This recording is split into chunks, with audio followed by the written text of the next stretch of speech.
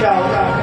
সামনে প্রণামী বাস্ক রয়েছেন, দান পাত্র রয়েছেন, ওখানে হরির বাসরের পৈতৃকগণ বসে আছেন। 1000, 500, 2000, 3000 ওখানে দেখলাম সকাল থেকেই সেবা চলছে।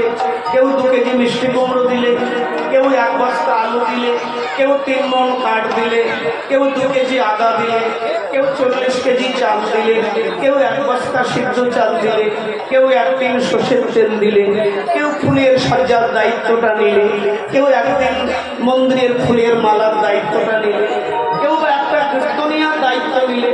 যে যেমন ভাবে সেবা করতে পারবে, এখানে কৃষ্ণ সেবায় আনুকূল্য করে যেই জন, সেই তো সুমেধা পায় গোবিন্দ চরণ। কারণ গ্রামের মধ্যে এমন একটা মহতীয় যোগ্য পাহাড়পুর মালদা আগে খুব আসতাম, এই যে শামসি আছে না, এখানে বারবার কয়েকবার এসে গেছে। এখান থেকে প্রায় বছর 25 আগে এসেছি। আমার কীর্তন বয়স প্রায় 18 বছর হয়ে গেল। মালদা বহু জায়গায় এসেছি। এখন একটু এই যে সেটাই কিন্তু বাঁশের দোলার সঙ্গে যাত্রা করতে।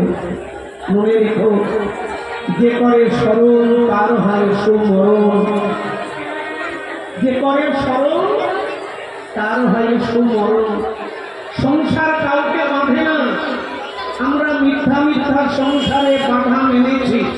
একটা দৃষ্টান্ত শোনো। এক ধোপা একটা গাধা পুষেছিল। গাধা, ও যদি গাধাই না হবে, ওর নাম গাধা হবে কেন?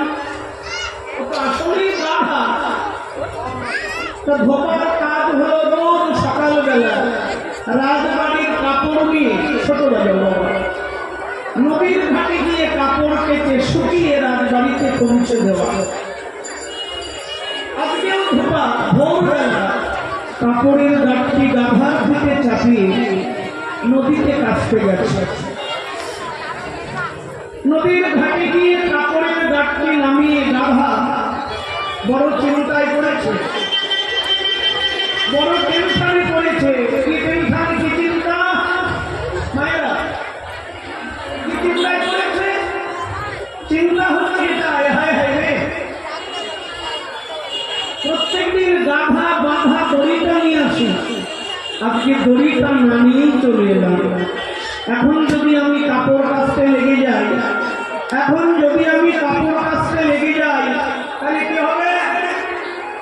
গাধা তো গাধাই, ও পালাবে, অন্যের খন্ড খাবে, মানুষের চেঁচামেচি করবে। এখন কি করবো? গাধা ওখানে দাঁড়িয়ে রয়েছে, মালিক গালে হাত দিয়ে ভাবছে। এমন সময় এক সাধু ওই পথ দিয়ে যাচ্ছে।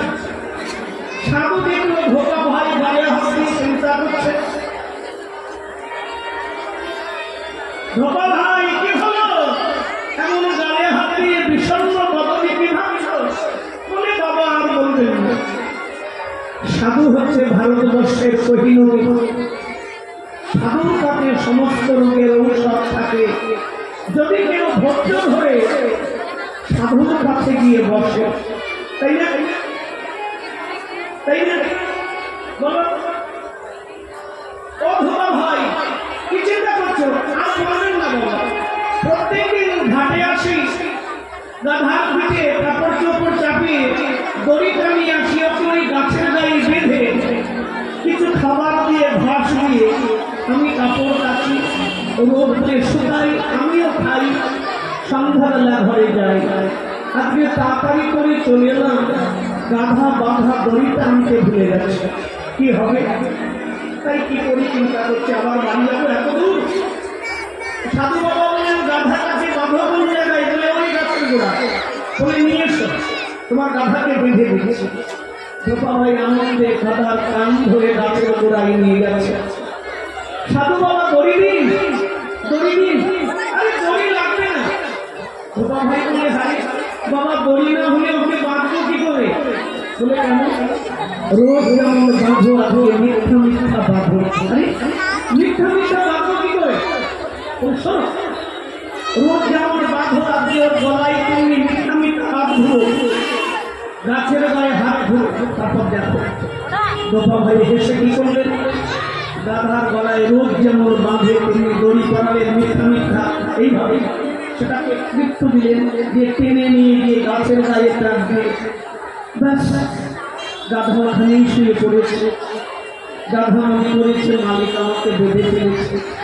কিছু ঘাস তার মুখে দিয়ে এবার কাপড় কাচতে গেছে। কাপড় কাচা হলো, শুকনো হলো। ধোপা ভাই খাওয়া দাওয়া করে নিলেন। এবার সন্ধ্যা নেমে আসবে, শুকনো কাপড়ের পুটলি করে গাছতলায় গিয়ে গাধার পিঠে চাপিয়ে দিয়ে ধোপা ভাই বললে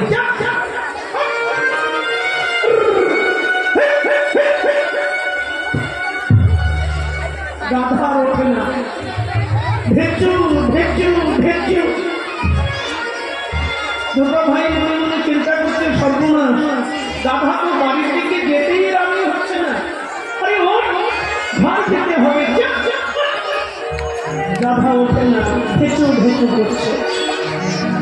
ধোপা ভাই মনে মনে চিন্তা করলো কি সাধু বাবা আমার গাধাটাকে কোনো জাদুটনা করে, তাহলে ও বাড়ির দিকে যেতে রাজি হচ্ছে না কেন ভাবছে। এমন সময় সাধু বাবাও ওই পথ দিয়ে ভিক্ষা করে আশ্রমে ঢুকছে। ধোপা ভাই দাঁড়ান, বাবা দাঁড়ান দাঁড়ান, কি হয়েছে? আপনি কি আমার গাধাটাকে জাদুটনা করেছেন? এ তো বাড়ির দিকে যেতেই রাজি হয় না, যত মনিও ভেচু ভেচু ভেচু ভেচু করছে। কি হয়েছে? ও বাড়িতে যেতেই রাজি হচ্ছে না। সাধু বাবা বললেন দেখো সাধুরা কোনো জাদুটনা করে না, ও যাবে কি করে? ওকে যে বেঁধে রেখেছ, দড়ি খুলেছ। ধোপা ভাই হেসে বললেন আরে বাবা ওকে তো বাঁধেই দিত, বলবো কি? বলে মিথ্যা কথা বলো না, বেঁধেছ? বলে হ্যাঁ বেঁধেছি। মিথ্যা মিথ্যা। সাধু বাবা বললেন যে মিথ্যা মিথ্যা হলো তবে তো উঠবে, তাই নাকি? বলে হ্যাঁ দেখো না দেখো। ধোপা ভাই রোজ যেমন দড়ি খোলে ও গলা থেকে গলায় হাত দিয়ে দড়ি খুলে দিলেন, দড়ি ধরে গাছের গায়ে দড়ি খুলে দিলেন। গাধা উঠে বাড়ির থেকে চলতে শুরু করেছে। ভাবা যাবে? এবার কথাটা ভাবো, দড়িতে আনতে ভুলে গিয়েছিল। এটা তো ধোপা জানে, গাধা কি জানে? গাধা জানতো না। গাধা মনে করলো মালিক আমাকে বেঁধে ফেলেছে। ও মিথ্যা বন্ধনে আছো নাকি কেউ গাধার মতো নিজেকে মিথ্যা বন্ধনে বেঁধে রেখেছ? যদি রাখো প্রেমানন্দের কথা যদি কানে যায়, সেই মিথ্যা বন্ধন থেকে বেরিয়ে এসো, না হলে তোমার কপালে কিন্তু কষ্ট আছে। সংসার আমাদের কেউ বাঁধে নাই, সংসার কোনদিন আমাদেরকে বাঁধেনি। আমরা এই মিথ্যা মিথ্যা সংসার বন্ধনে আবদ্ধ হয়েছি। আরে ঘরে তো থাকতে হবে, থাকো না ঘরে, এসি ঘরে থাকো, দোতলায় থাকো, ক্ষতি নেই, ঘরে থাকো, কিন্তু শ্মশানের কথা ভুলে থেকো না। ঘরে থাকো কিন্তু একদিন শ্মশানের কথা মনে রেখো, যে একদিন আমাকে কিন্তু শ্মশানে যেতেই হবে।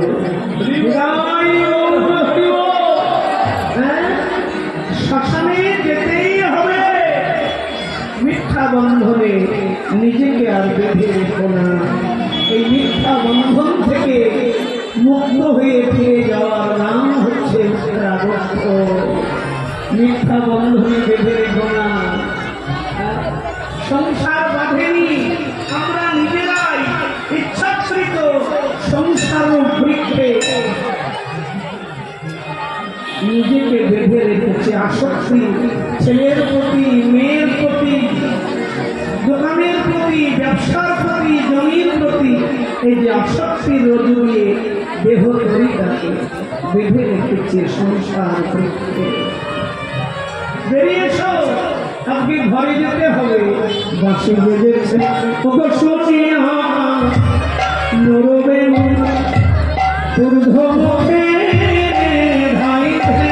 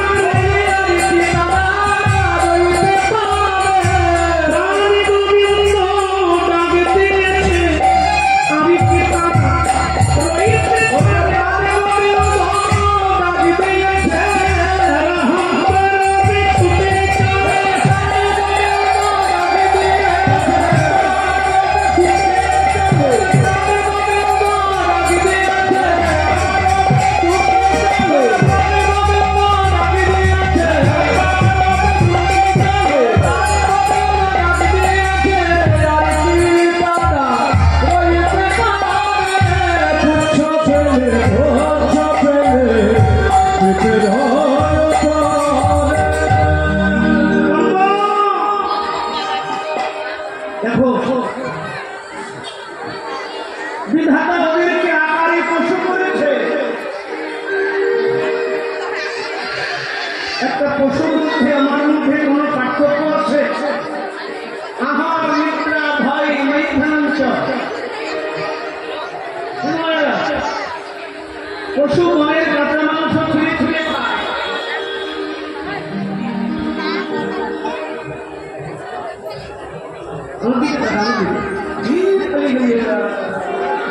বসবাস করি রুটি মার্জিত ভাষা বলে, এটাই কি পার্থক্য?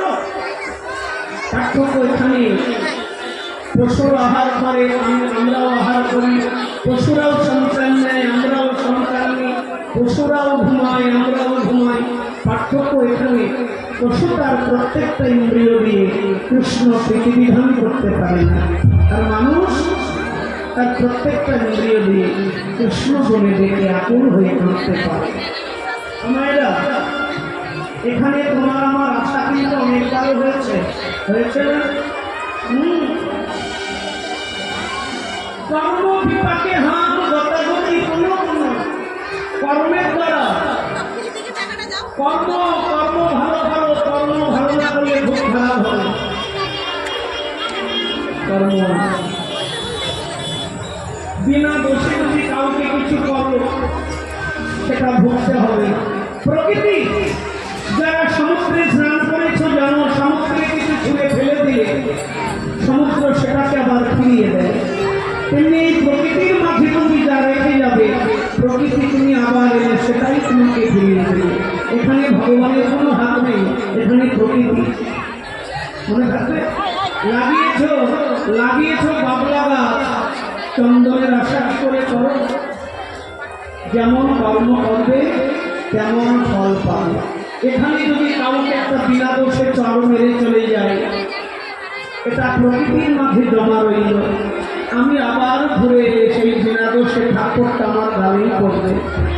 এখানে যদি কাউকে কাঁদিয়ে চলে যায়, আমার কথাগুলো কিন্তু মূল্যবান, মনে রাখবে। তোমাকে এসে আবার এখানে রাখতে হবে। এখানে এসে বিনা দোষে যদি কাউকে আঘাত করে যায়, প্রকৃতির কাছে জমা রইল। দিয়েছে এক চর, বিনা দোষে তুমি আমাকে মারলে কেন? চাইলে লবণ বেশি হলো না চিনি বেশি হলে একটু বললেই হতো।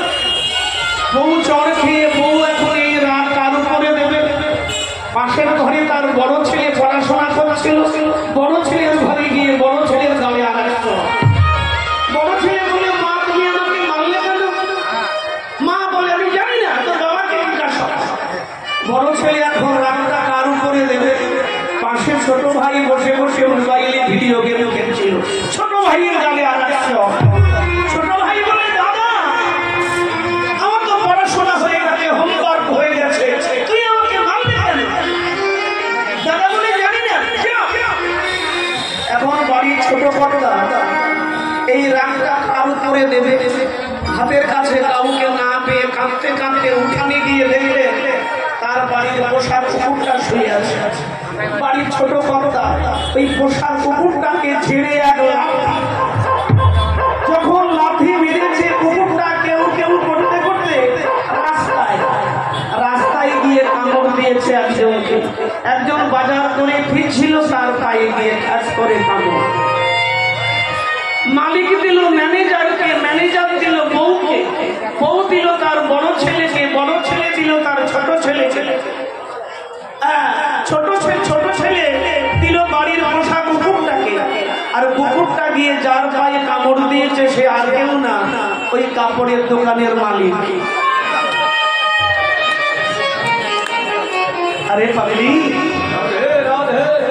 जीवन इच्छा कर्म करने चलो, तुम्हारा जिंदगी सुधर जाएगी। तुम्हारी जिंदगी तुम्हारे जीवन सत्यम शिवम सुंदरम होवे। तुम्हारा जीवन धन्यति धन्य होवे।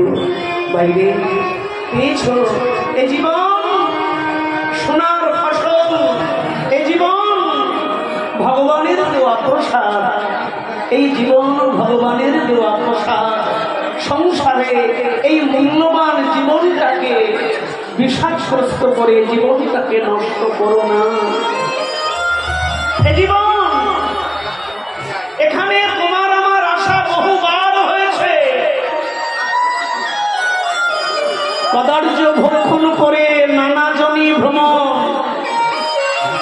কবিগুরু রবীন্দ্রনাথ বলছেন, কবি দয়াল বাহির হলাম তোমারই গানকে, কবি নিজের ঘর থেকে তোমার গান গাইতে গাইতে বেরিয়ে এলাম।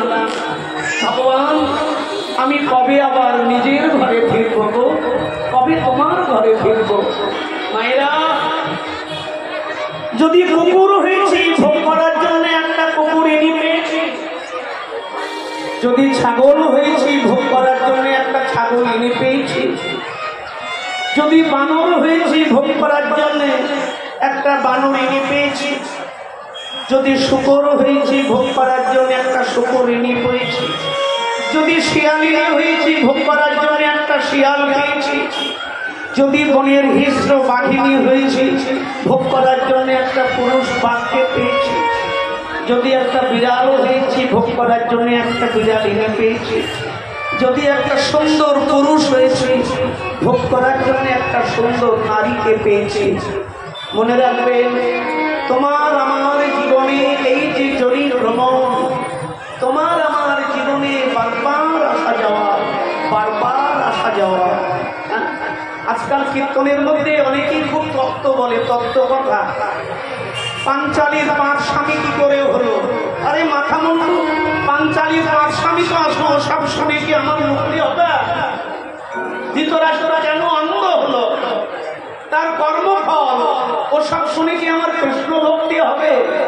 শুনতে হবে জীবনের কথা, জীবনের গান, যে কথা তোমার আমার জীবনের মূল্যবোধকে বুঝিয়ে দেবে, যে কথা তোমার আমার জীবনে স্বর্গে যাবার নিমন্ত্রণ পত্র হবে, যে কথা শুনলে তোমার আমার এই মনুষ্য জীবন সোনার ফসলকে কেটে আমরা ঘরে তুলতে পারবো, সেই ঘরে তোলার অপূর্ব অনুষ্ঠান হচ্ছে এই সংকীর্তন যজ্ঞ। ভক্তিমতী মায়েরা, একবার ভেবে দেখো, এখান থেকে তোমাকে আমাকে যেতে হবে। এই যে হাওয়া বেরোচ্ছে, কতবার জানো? কতবার? কতবার? আলমারিতে পাইগার সোনা আছে জানা আছে, হ্যাঁ, ব্যাংকে টাকা কত আছে জানা আছে, মোবাইলে রোজ সকালে চেক করি।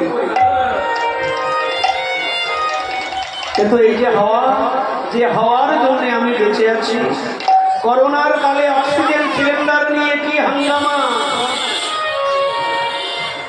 টাকা দিয়ে ঘুষ দিয়ে সিলিন্ডার বিলি হচ্ছে, কিন্তু যিনি দিচ্ছেন বিনা পয়সায়, আলো জ্বালাবে ইলেকট্রিক বিল ভরতে হবে, ফোনে বিল ভরতে হবে। একবার মনে রাখো, যিনি বিনা পয়সায় দিচ্ছেন, লালন ফকির বলছেন, এই যে বেরোচ্ছে যাচ্ছে, বেরোচ্ছে যাচ্ছে, কতবার? দিনে 21,600 পরিবার। খাঁচার ভেতর অচেনা পাখি, পাখি কেমনে,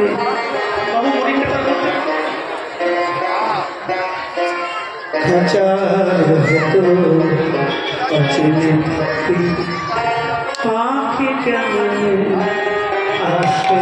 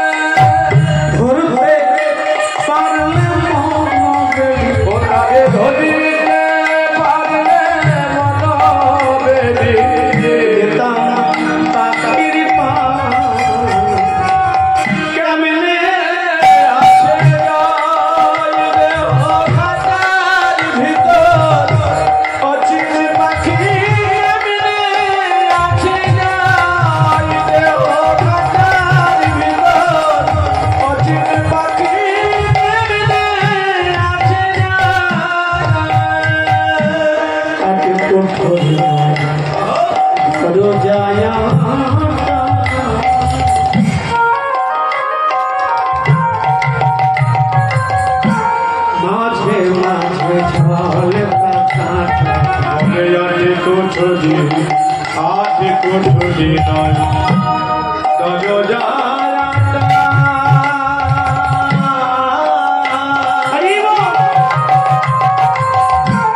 মধ্যে মধ্যে জল কাকাটা তার উপরে সদর কোঠা আট কুঠুরি আর দরজা কটা? দরজা কটা? বলো বলো বলো। নটা। আচ্ছা আমাদের দেহে কি নটা দরজা? লালন ফকির বলেছেন নটা।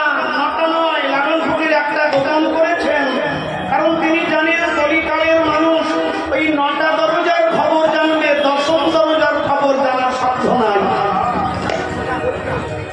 আমাদের দেহে দরজা 10খানা, আর সেই দরজার নামটা কি? সেই দরজার নাম হচ্ছে ভিআইপি গেট। কথাটা বাড়ি নিয়ে যাও, কাজে লাগবে। সেই গেটের নাম হচ্ছে ভিআইপি গেট। তুমি আমি যেদিন ভিআইপি হয়ে যাব, সেদিন তোমার জন্য আমার জন্য সেই দরজা খুলে যাবে। আগে করতো দরজা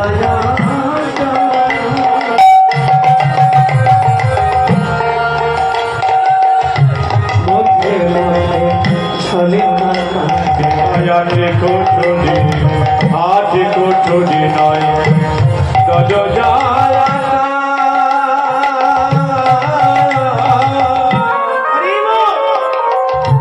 মধ্যে মধ্যে ঝল কাকাটা আমার তার উপরে সদর কোঠা, তার উপরে সদর কোঠা আয়না মহল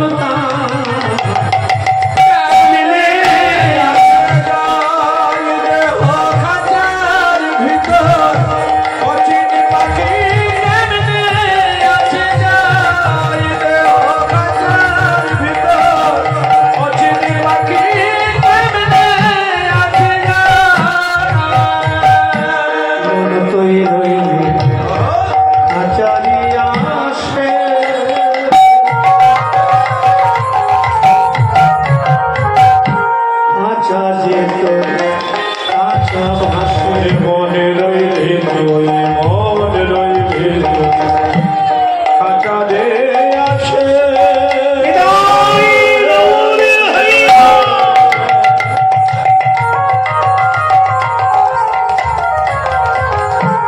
ওরে ভোলাবো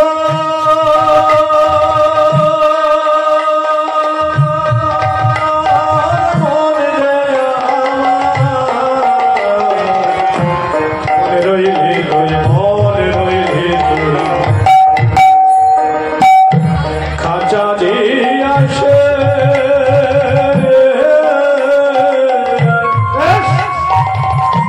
খাঁচা দিয়ে তোর খাঁচা ভাসি একদিন কাঁচা পড়বে, একদিন খাঁচা পড়বে খসে দেখে কেমনে আসে নাই দেহ খাঁচার ভিতর অচিন পাখি কেমনে আসে যায় দেহ খাঁচার ভিতর অচিন পাখি কেমনে আসে যায় পাখি কেমনে আসে যায় পাখি কেমনে আসে যায় পাখি কেমনে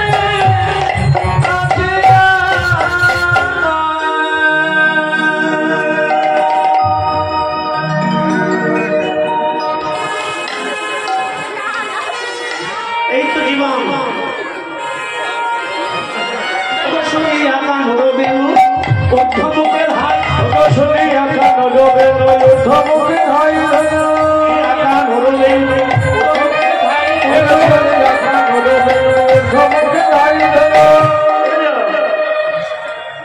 দক্ষিণা দিচ্ছে, আবার প্রণামও করছে। আচ্ছা, এখনকার ছেলে মেয়ে এত ব্রিলিয়েন্ট, এত বুদ্ধিমান, এদেরকে যদি একটু ভক্তি সংস্কার দেওয়া যায় না, মোবাইলটা হাতে না দিয়ে যদি একটু ভক্তি জগতে ঢুকিয়ে দেওয়া যায়, এরা একদিন বিনয় বাদল দীনেশ ক্ষুদিরাম ভগত সিং মাতঙ্গিনী এরাই তৈরি হবে। এরাই ছোটবেলা থেকে। কারণ ওরা বুঝে গেছে এই বাচ্চা বয়সে মা শিখিয়ে দিয়েছে টাকাটা দিয়ে কিন্তু প্রণাম করবে পায়ে হাত দিয়ে, তাই না? কারণ তার মাও জানে সাধু গুরু বৈষ্ণব পিতা মাতা মহতের চরণেই হচ্ছে আচরণ। হ্যালো হাই ভাই এসব ছাড়ো, চরণে হাত দাও, পায়ে হাত দিয়ে প্রণাম করো, চরণেই হচ্ছে আচরণ। সাধু গুরু বৈষ্ণব গুরুজনের চরণে না হাত দিলে তোমার আমার জীবনে কখনো আচরণ আসবে না। জীবনে একটা বিশেষ আচরণ দরকার, যে আচরণ একদিন আমার গোবিন্দ চরণে গোবিন্দ ভাবের জগতে বিচরণ করার অধিকার। হৃদয় গৌর হরি বল। ওরা কৃষ্ণের বাঁশি শুনে ছুটে আসে। এলেন কোথায়? ওগো শুনি একা নরবেনু ঊর্ধ্বমুখের হাই, ওগো শুনি একা নরবেনু ঊর্ধ্বমুখের হাই, শুনি একা নরবেনু ঊর্ধ্বমুখের হাই, উচ্চ থেলি পিঠের উপরে, আরে উচ্চ থেলি পিঠের উপরে। আম্মা আম্মা, কৃষ্ণ তুমি আমাদের এমন একটা যুগ ভাবিয়েছ যে যুগ ভাবিয়ে আমরা কৃষ্ণ বলতে পারি না। এই সংসারে মানুষের একটা যুগ ভাবিয়েছ, তারা যুগ ভাবেও সারাদিন জ্ঞানের মতো ভ্যাঁ ভো ভ্যাঁ ভো। তোমরা জানো এই যে আষাঢ় মাস আসবে, নতুন জলের আগমনে ডোবাই খালে বিয়ে ব্যাং ভ্যাঁ ভো করবে। হ্যাঁ, এরা জানে, ব্যাং জানে এইভাবে ভ্যাঁ ভো করলে পুরুষ আমার কাছে আসবে, আমরা দুইজনে রমণ করতে পারবো, শৃঙ্গার করতে পারবো, কামাতুর দেহ শীতল হবে, সন্তান তৈরি হবে।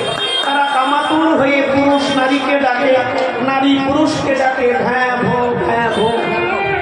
আর এই ডাককে লক্ষ্য করে সর্প গিয়ে জয় হয়ে যায়। শোনো, যারা বাজে কথা বলে, আন কথা বলে, কুকথা বলে, তারা নিজের মৃত্যুকে নিজের কাছে নিয়ে আসে। একটা তুলসীর মালা গলায় করো, এই থানার ফুলগুলো সরল একটা তুলসীর মালা গলায় করো, দীক্ষা নাও, গুরুর কাছে বসো, সাধুর কাছে বসো, মহতের কাছে বসো, তোমার আমার জীবন ধন্য। যদি বলো প্রেমানন্দ তুলসীর মালা গলায় বলে মানুষে কত কথা বলে, আরে বলুক না, তাতে কি হয়েছে? তাতে কি হয়েছে? তবু মালা পরো।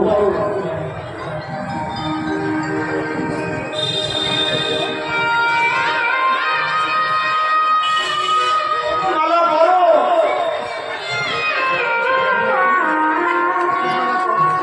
মালা পরলে, মালা পরলে অনেকে বলে মালা পরলে মাথায় বজ্রাঘাত হবে, সেটা আমি গ্যারান্টি দিয়ে বলতে পারবো, তাই না? সেটা গ্যারান্টি দিয়ে বলা যাবে না? না, গ্যারান্টি দিয়ে আমি বলতে পারবো না।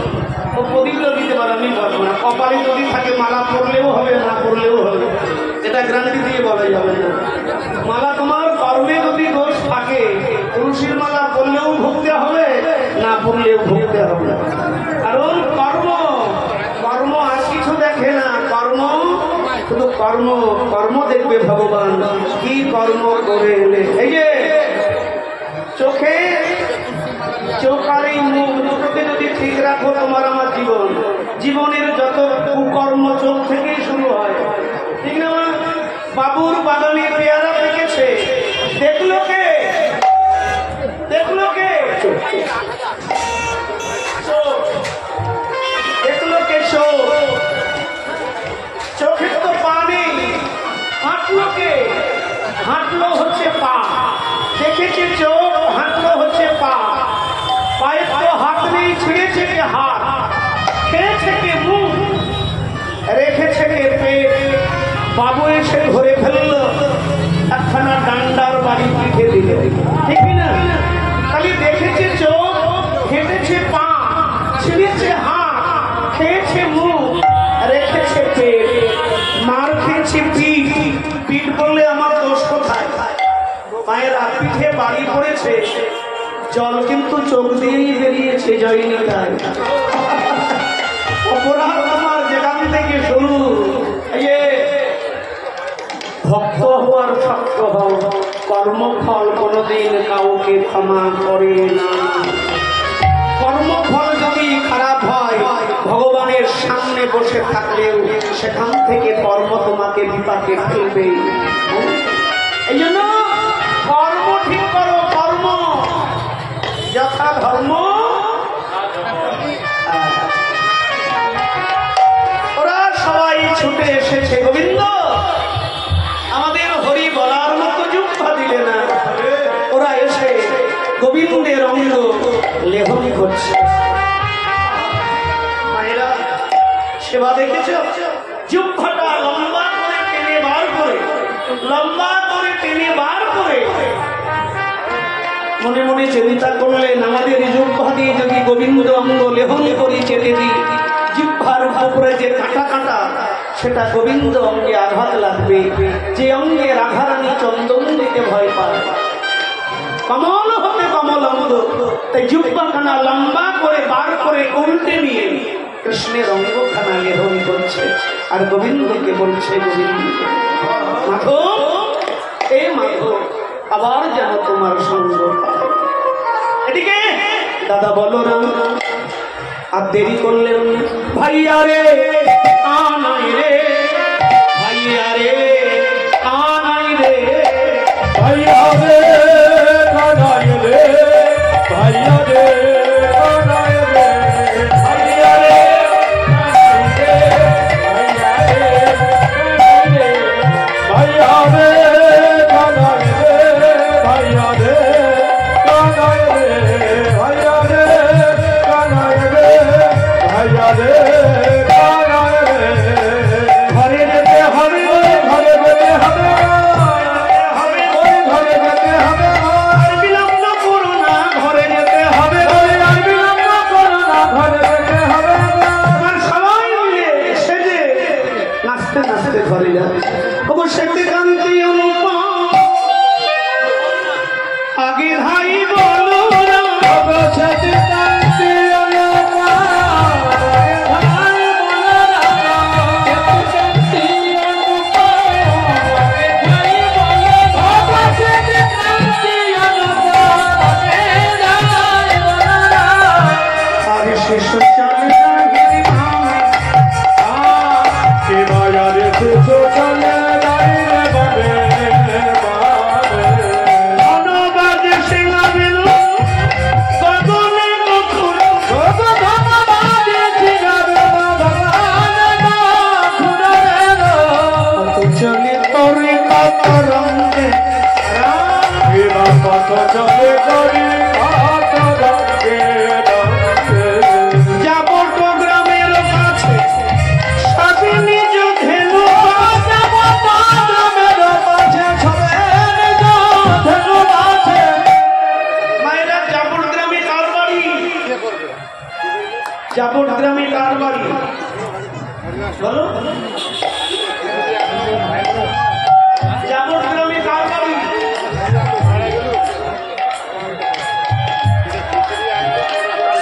মধুর পরামর্শ শুনছে তোমরা? আরে শোনো, কীর্তন শুনে চলে গেলে হবে না। কীর্তনের কথাগুলো শুনে চরিত্রে নামাতে হবে, তবেই তো তুমি কৃষ্ণ ভক্ত হতে পারবে। কি? হ্যাঁ? ঠিক কিনা বলো?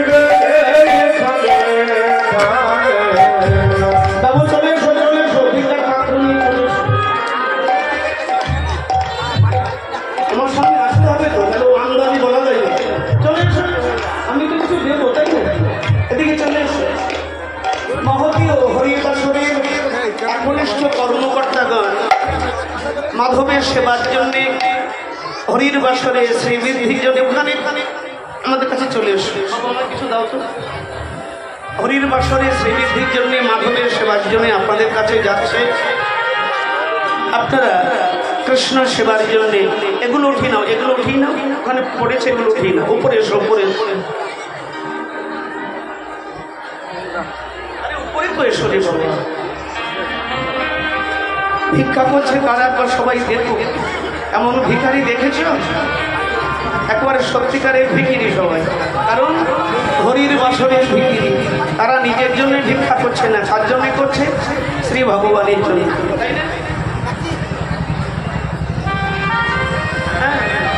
ভক্তমন্ডলী ভক্তিমতী মায়েরা হরির বাসরের শ্রীবৃদ্ধির জন্য হরির সেবার আনুকূল্যে ভক্তেরা আপনাদের কাছে যাচ্ছে আপনারা যে যেমন পারবেন কৃষ্ণ সেবার জন্য মুক্ত হস্তে দান করুন আপনাদের দান ছিল সার্থক হোক আপনাদের দান ছিল সুন্দর হোক আমি মহাপ্রভুর চরণে এই প্রার্থনা রাধারানী সন্ধ্যাবেলা গোবিন্দকে দেখবার জন্য আহা সেজে গুজে প্রদীপ জ্বালিয়ে বসেছেন আর গোবিন্দ ওই পথ দিয়ে যাত্রা করেছে রাধারানী ডাকছে ও গই ওই নামে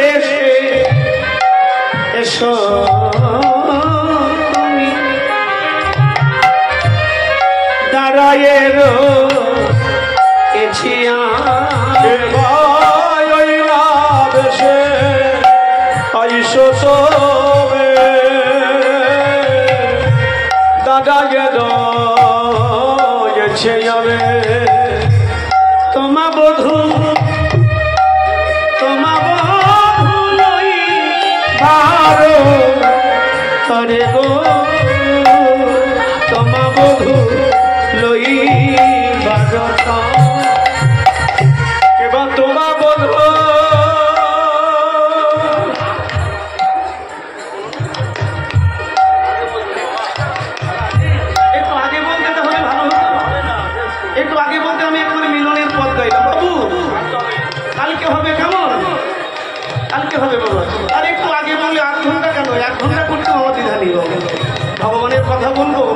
ভগবানের কথা বলবো দেখি কতটুকু করা যায় তোমা বধূ লইবার করে গো তোমা বধূ ওহে পদানে বধূ